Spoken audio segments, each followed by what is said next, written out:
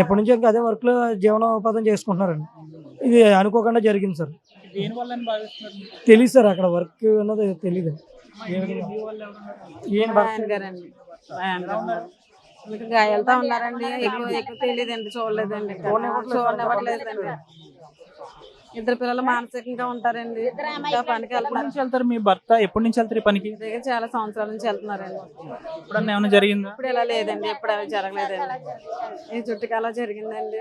ఇంకా ఏం జరిగిందని భావిస్తున్నారు అది? తెలీదండి, అది కూడా ఏం తెలియదు. ఏదండి బాధ్యులతో మీ భర్త ఎలా ఉన్నారనేది తెలియదు. తెలీదండి, ఇంకా చూడలేదు, పంపించలేదు. పంపించట్లేదు సార్.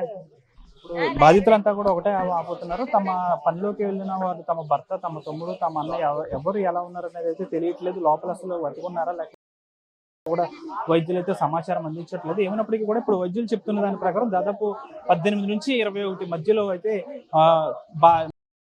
నెలకొంది. అయితే అక్కడ ఏం జరిగింది అనేది తెలియదు. ప్రస్తుతానికి అయితే దాదాపు ఎన్నో ఏళ్ల నుంచి అక్కడ ఈ పనికి వెళ్తున్నాము పొట్టకూటి కోసం, ఎప్పుడు ఈ విధంగా జరగలేదు. ప్రస్తుతం ఈ రోజు ఈ విధంగా జరిగింది. అసలు ఈ కారణం ఏంటో అనేది తెలియదు అంటూ కూడా ఇక్కడ ఎవరైతే పనికి వెళ్ళారో వాళ్ళ యొక్క బంధువులు కూడా చెప్తున్న పరిస్థితి నెలకొంది. ఏదైనప్పటికీ కూడా కాకినాడ జీజీహెచ్ వద్ద బాధిత కుటుంబ సభ్యులందరూ కూడా రోదనలు మిన్నంటాయి. అసలు వాళ్ళు పనిలోకి వెళ్ళిన వాళ్ళు అసలు లోపల ఏ విధంగా ఉన్నారు, లేకపోతే చికిత్స తీసుకుంటున్నారా అనేది అయితే కూడా ప్రస్తుతం సస్పెన్షన్ గా మారింది. ఏదైనప్పుడు కూడా కాకినాడ జీజీహెచ్ వద్ద మాత్రం బాధితుల కుటుంబ సభ్యులు రోదనలు మిన్నంటాయని చెప్పాలి. వీడియో జర్నలిస్ట్ శేఖర్తో మన టీవీ కాకినాడ జీజీహెచ్ నుంచి.